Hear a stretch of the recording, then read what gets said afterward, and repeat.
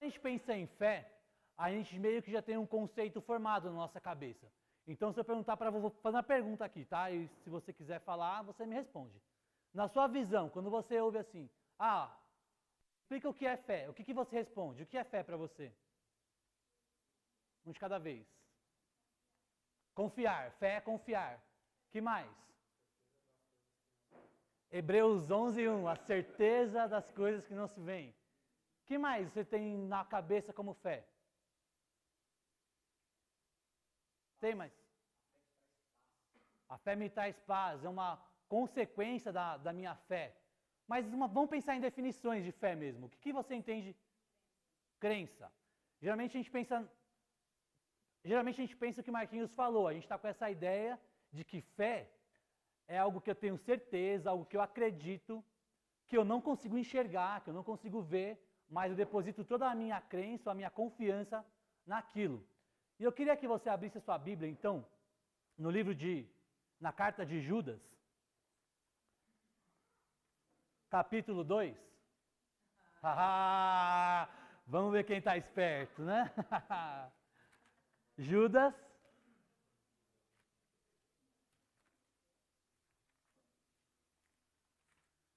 Alguém lê para mim o versículo 3.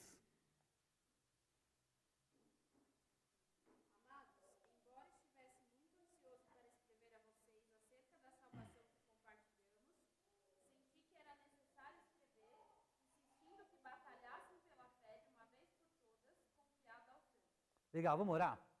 Pai Santo, obrigado por esse dia, Senhor. Obrigado porque o Senhor tem separado os jovens para ouvir a sua palavra hoje, para estar em um tempo de adoração comunitária, em adoração pública, como igreja ao Senhor, Deus. Que eu não saia daqui como entrei e que cada um dos jovens aqui também possam sair daqui transformados, Senhor. É o que eu te peço, Pai, em nome de Jesus. Amém. Então, a gente não vai estudar só esse texto de Judas aqui, mas eu queria definir um conceito sobre a fé baseado nesse texto, que é um dos textos que vai dar uma outra definição de fé que a gente tem. Então, Judas ele estava lá na casa dele, sentadinho, bonitinho, com um copinho de café, um pergaminho na mão e uma caneta, pensando, eu preciso escrever alguma coisa para aqueles irmãos. O que eu vou escrever? E aí ele pensou, vou escrever sobre a comum salvação. Uma salvação sobre as coisas, sobre soteriologia. Né? Se a gente for pensar em teologia sistemática, soteriologia é a doutrina da salvação. Como Deus nos salvou, o que Deus fez, porque tinha um tal de Paulo naquela época que escrevia umas coisas difíceis, que ninguém entendia nada. E se você acha que eu estou viajando, você lê 2 Pedro depois, e você vai ver que Pedro fala que Paulo realmente escrevia umas coisas difíceis de entender. Então Judas sentou e falou, vou escrever, vou esclarecer para aqueles irmãos o que Paulo está ensinando sobre salvação que ninguém entendeu. E aí, de repente, Judas está lá sentadinho com a peninha, começando a escrever o versículo 3, e a campainha de Judas toca. E alguém chega para Judas e fala assim, olha Judas, tem um problema lá na igreja, está acontecendo isso, isso e isso. E aí Judas fala, eu estava aqui escrevendo para vocês sobre a salvação, só que eu vou ter que mudar o assunto da minha carta. Eu vou ter que escrever sobre uma outra coisa. Eu vou ter que escrever para vocês sobre a fé que foi dada para vocês de uma vez por todas. E que vocês precisam batalhar de uma forma diligente, com seriedade, com vontade por essa fé. Será que Judas está falando dessa minha fé, de eu ter certeza de uma coisa que eu não consigo ver? Ou será que Judas está falando de uma outra coisa? Eu estou tentando definir um conceito aqui. E se a gente olhar o versículo 4, Judas fala assim, pois certos indivíduos se introduziram com dissimulação, os quais, desde muito, foram antecipadamente pronunciados para esta condenação, homens ímpios, que transformam em libertinagem a graça do nosso Deus e negam o nosso único soberano e Senhor Jesus Cristo. O que acontece aqui? Na igreja entraram homens que eles estão deturpando o evangelho. Então, fé para Judas nesse texto é a doutrina ou princípios que Deus entregou, que foi dado à igreja, que foi dado aos santos, um conjunto de princípios ou doutrinas que estavam sendo deturpados por certos homens dentro da própria igreja. Então a gente vai trabalhar aqui, hoje, nessa mensagem, com esse conceito de fé. Fé como um conjunto de doutrinas, ou de princípios e de valores, tá? Queria definir só isso antes de continuar com vocês aqui. Beleza. Agora me ajuda aí, o que é amizade?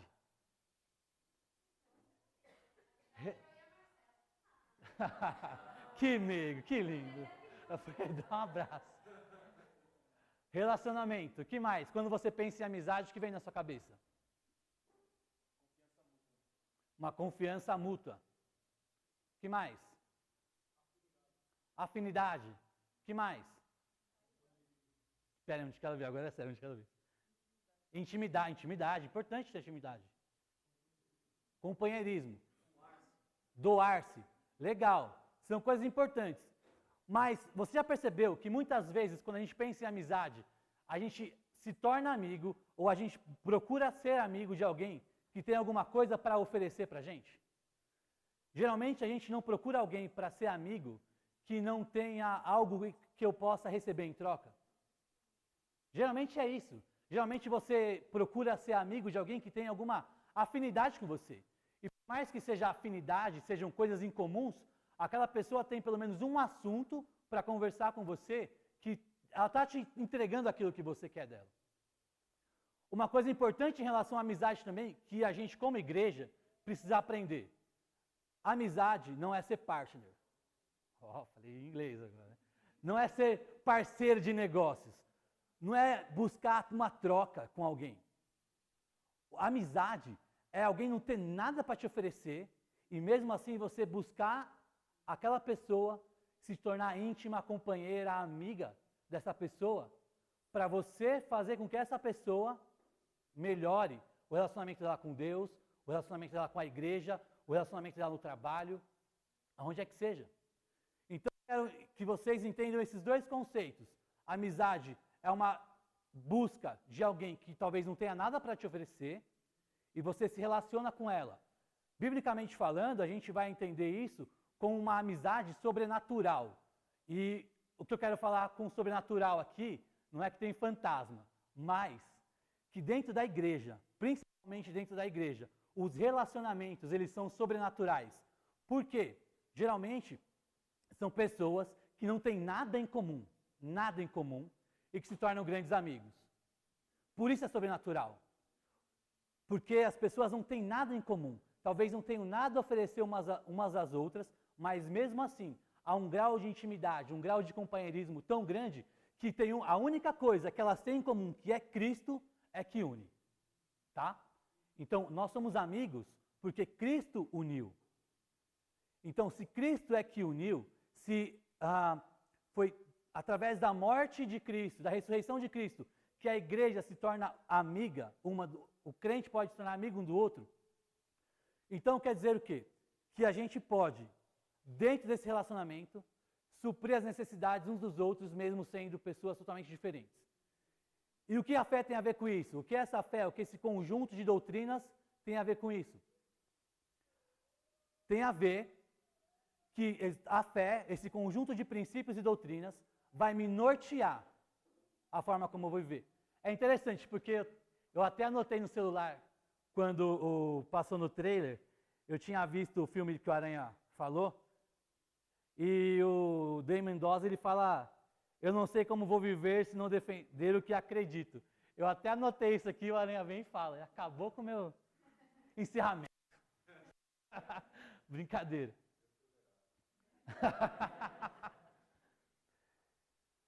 Mas por que isso é importante, gente? Porque aquilo que você acredita, aquilo que você defende como a sua fé, como a sua crença, aquilo vai nortear as suas decisões, as suas ações e as suas escolhas. Tem um cara na teologia, lá na Holanda, que eu gosto muito, ele já morreu, né? Mas ele falou uma coisa muito interessante, o Abraham Kuyper. Ele fala o seguinte, valeu, mano. Não há um único centímetro quadrado em todos os domínios da nossa existência, sobre os quais Cristo, que é soberano sobre tudo, não clame, é meu. O que isso tem a ver com a nossa mensagem de hoje? Tem a ver porque todas as áreas da sua vida, desde a sua vida de negócios até a sua vida na família, Cristo tem que ter o controle. Então eu quero olhar para vocês alguns princípios hoje que vão nortear as nossas escolhas de amizades, mas principalmente, gente, que vai nortear a forma como eu e você vamos ser amigos. Porque geralmente, quando a gente fala sobre amizade, a gente tende a se colocar num lado de uma pessoa que precisa de ajuda. E se você já conversou com alguém e essa pessoa ela te procurou para falar assim, olha, eu não tenho amigo, eu não tenho uma pessoa com quem eu possa desabafar, uma pessoa com quem eu possa contar os meus problemas, geralmente essa pessoa ela está sem alguém em quem ela confia, e geralmente esse é o tipo de pessoa que a gente mais encontra. É difícil você conversar com alguém e falar assim, cara, estou procurando um amigo porque eu preciso ajudar alguém. Você não vê isso. Mas é interessante porque esse tipo de amizade é o que a gente precisa ter, é que a gente precisa ser, na verdade. Esse é o tipo de cristão ou de amigo que eu preciso decidir ser. Alguém que escolhe deliberadamente ajudar outras pessoas. Para ser um amigo, uma pessoa importante, uma pessoa que vai auxiliar uma outra pessoa em seus problemas. Eu não quero ser a gente não tem que procurar ser a pessoa que tem o problema. A gente tem que procurar ser a pessoa que vai ajudar aqueles que têm problema. E falando isso, eu não quero minimizar, talvez, um problema que você tenha. É importante você ter pessoas na sua vida que vão te ajudar também. Só que esse lado de ser o ajudado, a gente já conhece muito bem. Vamos pensar agora em como a gente pode ajudar as outras pessoas. E como eu falei que fé é um conjunto de princípios ou doutrinas, se eu fosse falar tudo que a Bíblia fala sobre doutrina e princípio, eu e o pastor Diogo ia ficar falando até amanhã, ou mais. Então, o que eu fiz? Eu separei algumas coisas que são atributos de Deus e que Deus compartilhou, que Deus comunicou com a gente, que a gente vai se espelhar em Deus para ser melhores amigos. E o primeiro princípio que eu queria olhar com vocês é o princípio da santidade. Porque Deus é santo. Ele é santo, cara, não tem jeito. Então as nossas amizades, elas devem provocar uma mudança no meu caráter e no seu caráter. Então, sendo amigo do Marquinhos, eu tenho que desenvolver no Marquinhos santidade. O Marquinhos tem que desenvolver em mim santidade. Abre a sua Bíblia em 2 Samuel, capítulo 13.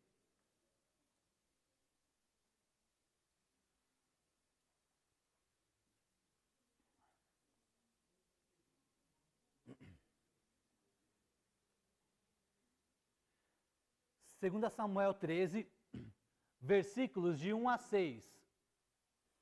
Cada um lê um versículo, por favor. Aí você está pensando assim, né? O que isso tem a ver com santidade? Agora, olha o conselho que Jonadab ele dá para Aminon. Esse exemplo eu quis trazer como o exemplo aquele cara que você procura ou aquele tipo de amigo que você é, que uma pessoa vem, te fala uma coisa e ao invés de você levar ela para Deus, você leva ela para mais longe de Deus o possível. É isso que Jonadab faz. E se você continuar lendo essa história de Tamar e Aminon, você vai ver que só vai tendo cada vez mais problema, porque aí Aminon manda Tamar embora, e aí Tamar fala, não, o mal que você já me fez, esse mal vai ser pior, e não existe tal loucura em Israel, nunca se viu isso em Israel, e aí ele manda ela embora, ele não quer nem saber, ela é filha de Davi, ela é irmã de Absalão, aí Absalão fica irado, completamente irado, por 2 anos ele fica esperando, tramando alguma coisa, e aí ele pega e mata Aminon. E você vê tragédia atrás de tragédia na família de Davi acontecendo por causa de conselhos errados. de uma amizade que ao invés de olhar para mim não e falar, cara, não, isso está errado, o que você está fazendo é loucura. Você é filho do rei, o rei é conhecido como um grande homem de Deus, você tem que seguir esses passos também, de buscar Deus e tudo mais. Não, ele arma um plano para que Aminon conseguisse aquilo que ele queria. E nem sempre, cara, ser o melhor amigo é você falar ou apoiar algo que alguém está te falando. Ou algo que alguém quer fazer e você fala, não, vai lá e faz mesmo. Às vezes ser amigo é você falar, não, para, tá tudo errado. Às vezes a gente precisa falar não. Às vezes a gente precisa olhar para alguém e falar assim, olha, Lolo, o caminho que você está indo está totalmente errado. Agora, abre lá em 2 Timóteo, capítulo 2, 22. Diz assim, Paulo falando para Timóteo, Paulo aconselhando o amigo Timóteo. Paulo diz, foge outro sim das paixões da mocidade. Segue a justiça, a fé, o amor e a paz com os que de coração puro invocam o Senhor. Além de Paulo estar falando para Timóteo que ele tem que fugir das paixões da mocidade, Paulo ainda está aconselhando Timóteo qual é o tipo de amigo, qual é o tipo de pessoa que ele pode andar. Então fala assim, anda com pessoas que têm um coração puro, igual o seu coração é puro. Uma pessoa que ela vai te levar cada vez mais para perto de Deus. Esse é o tipo de amizade que a gente precisa procurar como cristão. Conselho errado, gente. Basta você sair na esquina, que você vai ter um monte. Agora, conselhos de pessoas que vão te levar mais perto de Deus, pessoas que estão interessadas na sua santidade, você precisa se aproximar desse tipo de pessoa. É o tipo de amigo que você precisa ter. É o tipo de amigo que você deve procurar ter. Aí talvez você pense assim, mas Regi, lá no meu trabalho, na minha faculdade, tem gente que não é crente e é legal e não sei o quê. Eu não estou falando, e entenda bem isso, eu não estou falando que você não pode ter amizades com pessoas que não são cristãs. Não é isso o que eu quero falar. Tá? Existe um conceito na teologia que chama graça comum. Então, Deus, na sua grande misericórdia, Ele compartilhou com todos os homens a sua imagem e semelhança. Na criação, todos os homens foram criados, foram feitos à imagem e semelhança de Deus. Então, todos os homens têm essa graça comum, que é algo que eles fazem, que é bom. Mesmo uma pessoa não cristã faz coisas boas também. E tem muitas pessoas que são cristãs que fazem coisas bem erradas. Bem erradas. Que se dizem cristãs e pisam muito na bola. Então eu não quero dizer que você não pode ter amigos não cristãos. O que eu quero dizer é que a sua intimidade, a sua amizade mais íntima, aquela pessoa que vai te aconselhar nas suas decisões mais difíceis, precisa ser alguém que te leve para mais perto de Deus. Que vai produzir em você santidade. E que você, cristão, que você como filho do Deus Altíssimo, que está escondido sobre a sombra do Onipotente, você vai produzir santidade ao invés de dar um mau testemunho para os seus amigos. Principalmente para os seus amigos de fora. Você precisa ser o referencial nesse mundo de trevas, cara. Você precisa ser aquela pessoa que os outros vão olhar e vão pensar assim, quando eu tiver um problema, ou quando eu estiver perdido na vida, eu sei quem eu vou procurar a Marina, porque a Marina é do Ministério dos Palhaços e ela vai me fazer dar risada. Não, mas vai procurar a Marina porque ele consegue enxergar na Marina o próprio Deus. A segunda característica de Deus que a gente precisa espelhar nas nossas amizades é que Deus, ele é misericordioso. Então, as nossas amizades, elas precisam demonstrar a bondade de Deus e ser colocada em ação. Vou repetir. A nossa amizade, ela precisa revelar a bondade de Deus e colocar essa bondade de Deus em ação. Abre lá em Tito, capítulo 3, versículo 5. Você está em Timóteo, está pertinho, do lado, é o vizinho aí. Tito 3, 5.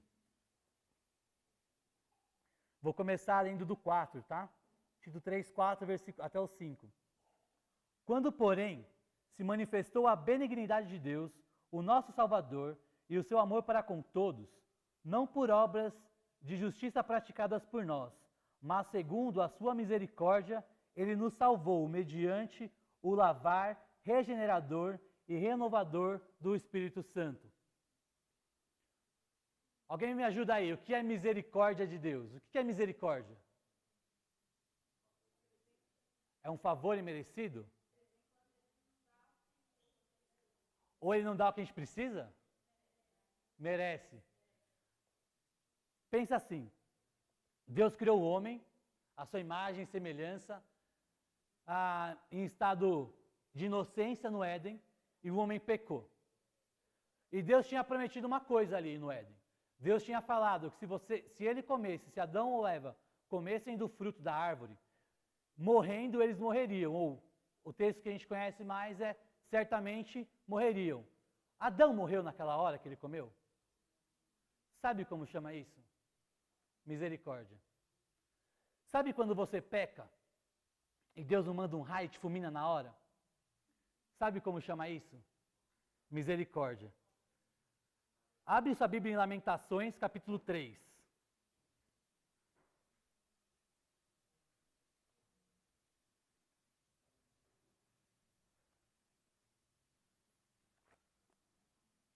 Lamentações, capítulo 3, versículo 22. Olha o que esse texto fala sobre as misericórdias de Deus. É conhecidíssimo esse texto, né? As misericórdias do Senhor são a causa de não sermos consumidos, porque as suas misericórdias não têm fim. Agora, isso a gente está falando de Deus, Regi. A misericórdia de Deus não tem fim. A misericórdia de Deus, ela é para sempre. A gente não é consumido por causa da misericórdia de Deus, mas a minha misericórdia, ela vai até alguém me fechar no trânsito. Quantas vezes você demonstrou misericórdia nas suas amizades, nos seus relacionamentos? Sabe quando você, menina, está conversando com uma amiga, e aí as duas saem, aí começa assim, nossa, mas essa menina não sei o quê, essa menina não sei o quê, não sei o quê, não sei o quê. Começa a falar mal. Essa é fácil. Sabe quando você tem um problema com um grande amigo ou com uma grande amiga, e ao invés de você buscar restabelecer aquele relacionamento, ao invés de você tentar resolver as coisas, você se afasta e nunca mais quer olhar na cara da pessoa? É esse tipo de amigo que você não pode ser. É esse tipo de relacionamento que não é assim que Deus age. Se a gente olhar no Éden, quando o homem peca, Deus não vira as costas para o homem e vai embora quando ele descobre sobre o pecado de Adão. Mas Deus, ele mata o primeiro animal ali, para preparar uma roupa para o homem e para a mulher. Para quê? Mostrando a misericórdia de Deus com Adão e Eva. E quantas vezes Deus, ele não demonstrou a misericórdia dele com a gente? E quantas vezes a gente é igualzinho àquela parábola de Jesus, que Jesus fala que tinha um rei, que ele começa a chamar os seus servos, e ele começa a cobrar todos os seus servos. E aí um dos servos devia 10.000 denários para ele. É muito mais do que a gente consegue pagar. Aquele servo ia trabalhar a vida inteira, e ele é que nem o estágio do Corinthians, vai trabalhar a vida inteira e nunca vão pagar. Porque era muito dinheiro. Era muito dinheiro. E olha que eu sou corintiano, fique claro. E aí aquele homem, ele fala assim, não, me dá um tempo. Me dá um tempo que eu vou pagar a minha dívida que eu estou te devendo. Eu vou pagar. Fica tranquilo que eu pago. E aí o rei perdoa a dívida daquele servo e ele vai embora. E na sequência, saindo lá da casa do servo, do chefe dele, ele encontra alguém que era subordinado dele. Alguém que trabalhava para ele. E que devia muito menos. E aí ele fala assim, olha, você está me devendo e é melhor você me pagar. E aí o cara fala, não, me dá um tempo para eu poder pagar essa dívida. Era uma dívida muito menor, era uma dívida pagável. Em um mês ele pagava a dívida. O que aquele servo faz? Ele pega o conservo dele e manda preso. Gente, essa é a relação. Quando Jesus ele conta isso, eu me vejo ali, ó. Eu sou exatamente o cara que vai preso porque não tem dinheiro para nada, ou o cara que não perdoa os outros. Eu sou assim. E talvez você é assim. Nos seus relacionamentos, nas suas amizades. Talvez é esse tipo de relacionamento que você tem com o seu melhor amigo, que qualquer coisinha que ele faça, você ignora a amizade dele. Que você deixa ele de lado com todos os problemas que ele tem, porque ele pisou na bola uma vez com você. Quando Deus está olhando e fala assim, cara, eu te perdoei de uma forma tão gigante. O que eu fiz por você é impagável. O que Deus fez por mim, por você, é impagável, cara. E a gente não consegue olhar para alguém com misericórdia. A gente não consegue olhar para uma pessoa que precisa de ajuda e se compadecer dela e ficar com coisas pequenas, com picuinhas pequenas, quebrando relacionamentos que são importantes, que deveriam ser saudáveis. E se essa pessoa é crente igual você tem um problema gigante. Na verdade, você não tem um problema gigante, você tem um problema eterno, porque você vai passar a eternidade com uma pessoa que você não se deu bem aqui na Terra. Não vai ter como você fugir disso. Então, a misericórdia de Deus, ela precisa ser demonstrada na nossa vida. E não adianta só a gente pensar, ah não, tudo bem. A misericórdia ela tem que ser demonstrada com ação. Ela tem que ser vista na prática. Só falar que perdoou da boca para fora é muito fácil. É muito simples. Esse relacionamento, essa amizade, ela precisa ser restabelecida de verdade. Você precisa poder voltar a estar no mesmo lugar que aquela pessoa estava, sem nenhum problema.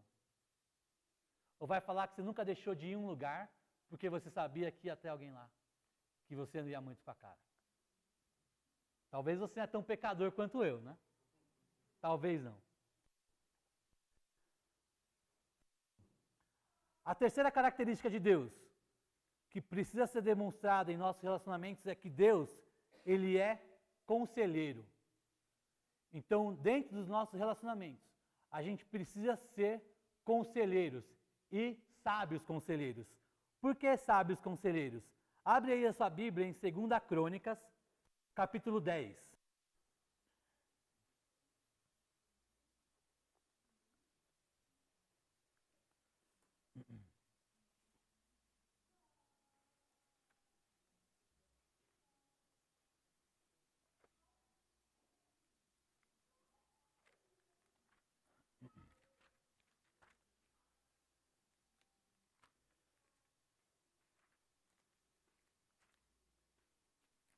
Segunda Crônicas, capítulo 10. Eu vou ler dos versículos 8 até o versículo 11.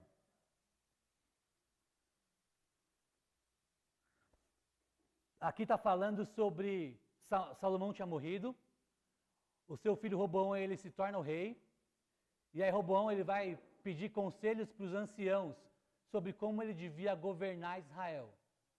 Então os anciãos dizem para Roboão que ele tinha que não ter uma mão tão pesada e não cobrar tantos impostos do povo. E aí Roboão fala, e aí o texto segue assim no versículo 8. Porém ele, Roboão, desprezou o conselho que os anciãos lhe tinham dado e tomou conselho com os jovens que haviam crescido com ele e o serviam. E disse-lhes, que aconselhai vós que respondamos a este povo, que falou-me dizendo, alivia o jugo que teu pai nos impôs. E os jovens que haviam crescido com ele lhe disseram, assim falarás ao povo que disse, teu pai fez pesado o nosso jugo, mas alivia sobre nós, assim lhe falarás, meu dedo mínimo é mais grosso que os lombos de meu pai.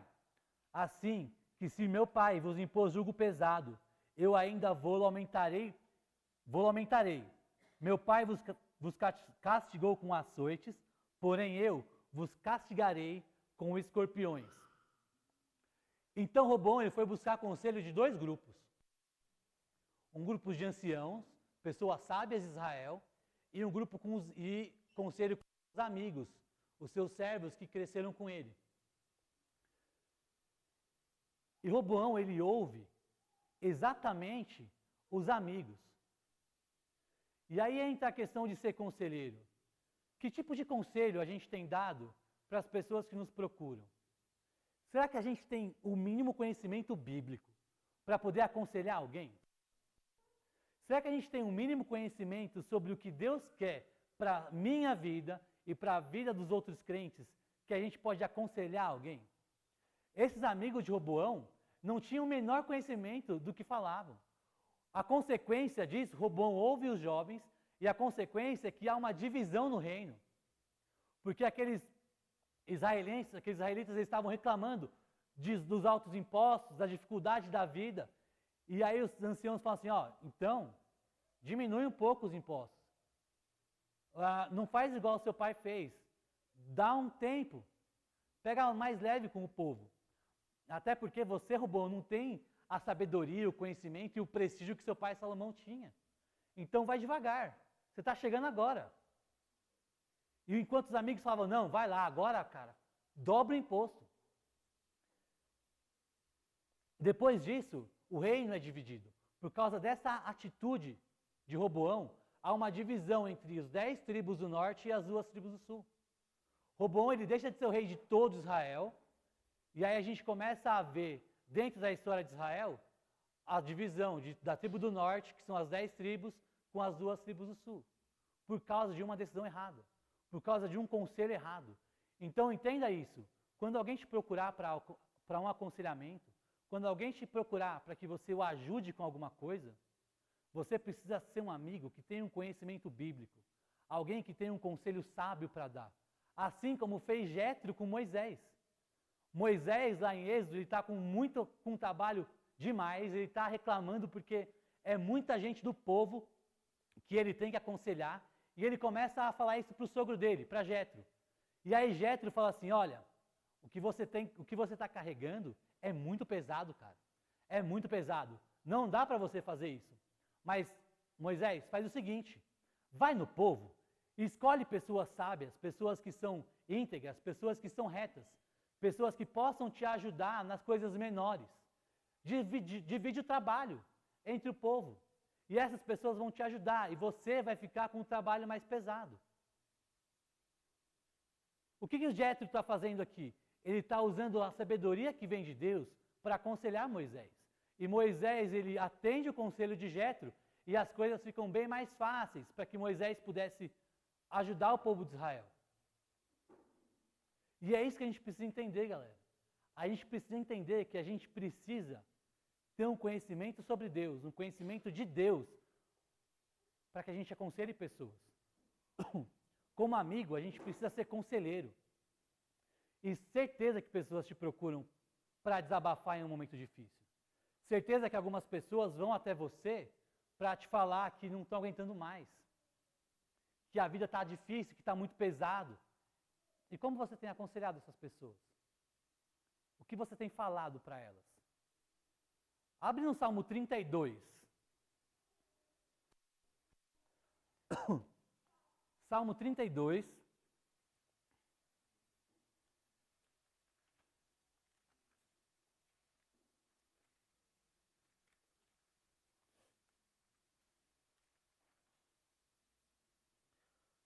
O versículo 8 diz assim. Esse versículo é lindo. Instruir-te-ei e te ensinarei o caminho que deves seguir. E sob as minhas vistas te darei conselho. Olha o que Deus está falando. Instruir-te-ei e te ensinarei o caminho que deves seguir. E sob as minhas vistas te darei conselho. Isso é Davi escrevendo sobre o momento que ele vivia em pecado, e ele calava o pecado dele até que ele confessa o pecado dele para Deus. É esse tipo de conselheiro que a gente precisa ser. conselheiro que vai instruir os nossos amigos num caminho que ele deve andar. E qual caminho é esse? O caminho de Deus. O caminho que Deus quer que você ande e que ele ande. Não adianta você instruir alguém no caminho de Deus e andar num caminho diferente.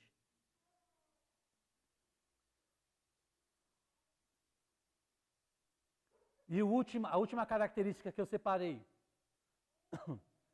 sobre Deus é que Deus, ele é missional. Quer dizer com isso, Regi? Os nossos relacionamentos devem produzir nos nossos amigos o desejo de pregar o Evangelho. Abre em 1 Timóteo, capítulo 2.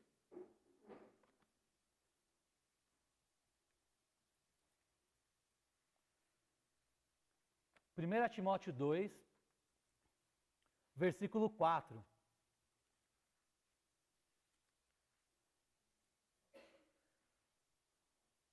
Diz assim, vou ler o 3, tá? Do 3 ao 4. Isto é bom e aceitável diante de Deus, nosso Salvador, o qual, Deus, deseja que todos os homens sejam salvos e cheguem ao pleno conhecimento da verdade. Deus quer que todos os homens sejam salvos e que eles cheguem ao pleno conhecimento da verdade. Essa é a vontade de Deus. Quando Adão peca, Deus busca Adão. Quando Israel peca, Deus envia profetas para pregarem para Israel. Deus envia Jesus para pregar para Israel. Deus mata Jesus na cruz para que a gente pudesse ter os nossos pecados perdoados. Esse Deus, ele é missionário. Então, os nossos relacionamentos devem ser missionários com aquelas pessoas que nós nos relacionamos que não conhecem a Cristo, e também deve ser missionário no sentido de que eu vou produzir no meu amigo um desejo por missões. O Gabi estava falando do ProF. Para mim, sempre foi a melhor atividade dos jovens, porque a gente ia como juventude da igreja para uma cidade para pregar o evangelho, cara. Você não tem noção de como isso é show de bola. Se você nunca fez isso, você não sabe como isso é sensacional, de você ser abençoado por Deus, de estar com amigos, podendo levar o nome de Deus para outras pessoas. Deus me deu o privilégio de fazer missões em vários lugares, E Ele me deu o privilégio de fazer missões com vários amigos. Pessoas que me estimularam a fazer missões, pessoas que me empurraram quando eu estava desanimado para fazer missões, pessoas que olhavam para mim e falavam assim, vai fazer missões, senão o bicho vai pegar para o seu lado. E pessoas que às vezes eu tive que estimular a fazer missões. Pessoas que me enviaram para fazer missões também, financeiramente me ajudando. Então esse Deus que é missional, Ele quer que você faça missões. E que seus relacionamentos sejam relacionamentos missionários também. Lá em Lucas 15, Jesus ele conta uma história. A história do filho pródigo. Todo mundo conhece. E por que Jesus conta essa história? Na verdade, Jesus não conta uma história, ele conta 3 histórias. Ele conta a história da ovelha perdida, ele conta a história da dracma perdida, e ele conta a história do filho perdido. E Jesus está conversando ali com um grupo bem específico. Aliás, com 2 grupos bem específicos. O primeiro grupo específico é o grupo dos fariseus. Os fariseus estão ouvindo o que Jesus está falando. E o outro grupo que está ouvindo Jesus é um grupo de pecadores, não de pescadores, embora os discípulos fossem pescadores, mas é um grupo de pecadores. Jesus tem esses 2 públicos como plateia dele ali. Então, quando ele começa a contar a história do filho perdido, ele fala sobre um irmão mais velho. E esse irmão mais velho, ele tinha uma obrigação. Dentro do contexto judaico, era a responsabilidade do irmão mais velho e buscar o irmão perdido. Não era a função do pai, era a função do irmão mais velho. O irmão mais velho era responsável pelo irmão mais novo. E o que o irmão mais velho fez? Nada. Ficou lá com as atividades dele de igreja, indo para o culto de jovens, indo para o culto do domingo. Ficou lá, achando que só essas coisas eram suficientes para agradar o pai, que é Deus. Essas coisas são importantes, as atividades que o filho mais velho fazia eram importantes? Eram importantes. Mas não é só isso que Deus queria dele. Deus queria que ele fosse resgatar o perdido. Às vezes a gente está perdendo muito tempo, e entende o que eu vou falar. A gente está perdendo muito tempo dentro da igreja. Em vez de a gente ser igreja fora da igreja. Ah, Regi, está falando para ninguém na igreja mais? Não, não estou falando isso. Hebreus vai falar que a gente não pode deixar de congregar como é costume de alguns. É responsabilidade nossa, como crentes, como igreja, ter o nosso culto público e pregar e ouvir a mensagem, crescer, ser edificado, adorar a Deus como igreja. É responsabilidade nossa. Mas também é responsabilidade nossa ir buscar os que estão perdidos. É responsabilidade nossa ir atrás daquelas pessoas que nunca ouviram a mensagem do Evangelho. É responsabilidade nossa, na nossa empresa, na nossa faculdade, na escola, na nossa casa, onde a gente estiver, pregar o Evangelho a todo tempo, remir o tempo. Porque esse Deus, ele não hesitou em te buscar, cara. Esse Deus, ele não hesitou em nenhum momento em, não vale a pena. Deus não hesitou em morrer na cruz por você. Você não pode hesitar em que seus relacionamentos demonstrem a glória desse Deus para um mundo perdido. É sua responsabilidade. É minha responsabilidade fazer missões. A gente sempre ouve os missionários falar que o coração de Deus missões está no coração de Deus. Mas está no seu coração? Eu estava falando com a Erin antes da gente vir para cá. E ela falou assim para mim, nossa, aí eu estava falando esses pontos, e ela falou assim, nossa, então às vezes a gente tem relacionamentos só de entretenimento. Os nossos relacionamentos são só de entretenimento. E tem que ser de entretenimento também? Claro que tem. Eu consigo enxergar na Bíblia Jesus tendo vários momentos com os discípulos onde eles estão de boa, como amigos. E talvez a gente não conseguiu entender isso ainda. Que Jesus é um amigo. Que Jesus é seu amigo, ele é seu brother. Ele é aquela pessoa que você pode sentar e falar assim, Senhor, não sei mais o que fazer. E às vezes você está sozinho, sem uma pessoa do seu lado para poder te ajudar. E aí, pensando mesmo em alguém que está passando por um momento de dificuldade. E eu lembro que quando Jesus ele sobe, ele deixa os discípulos, ele vai embora, ele dá a grande comissão e ele fala, eu estarei com vocês todos os dias até o final dos séculos. E isso é importante você entender também. Esse Deus que ele é missionário, que ele é missional, que ele vai atrás do perdido, ele não deixou de estar do seu lado. Te ajudando e te apoiando, para que você possa fazer tudo o que ele pede e para que você possa viver uma vida que o agrade e que você possa espelhar e espalhar, roubando aí as palavras do David Merck, a glória de Deus, sempre. Esse tipo de amizade que Deus quer que a gente tenha. Uma amizade que vai atrás do perdido, que busca tornar aquele seu amigo missionário também. Uma amizade onde você é um conselheiro sábio. Uma amizade onde você vai santificar a vida do outro. E uma amizade onde você vai demonstrar misericórdia pelo perdido. Essas características são algumas. Se a gente olhar Deus como um todo, você vai ter 1 milhão de coisas aí para poder falar. Mas Deus quer isso de você, cara. E em primeiro lugar, Ele quer que você se relacione com Ele como um amigo. Baixe sua cabeça. Vamos orar?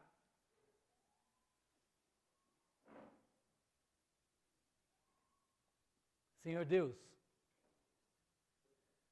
se não fosse a Tua misericórdia, Senhor, nós não estaríamos aqui. Se não fosse a Tua bondade, o Teu amor por nós, nós também não estaríamos aqui, Senhor. Que a Tua mensagem, Senhor Deus, possa quebrar o nosso coração de pedra. Que a Tua mensagem possa mostrar para a gente como a gente deve se relacionar com pessoas, como a gente precisa buscar em pessoas características específicas que Te glorificam, que Te agradam, para elas serem nossas amigas e para a gente buscar fazer amigos que Te agradam, Deus. Que nós sejamos amigos verdadeiros do Senhor e das pessoas que estão à nossa volta. Que nós não tenhamos relacionamentos superficiais, Pai, de domingo apenas, mas que como igreja, Pai, um esteja realmente envolvido na vida do outro, mudando o caráter um do outro, despertando, buscar ao Senhor um no outro, Pai. Te peço isso, Deus, em nome de Jesus.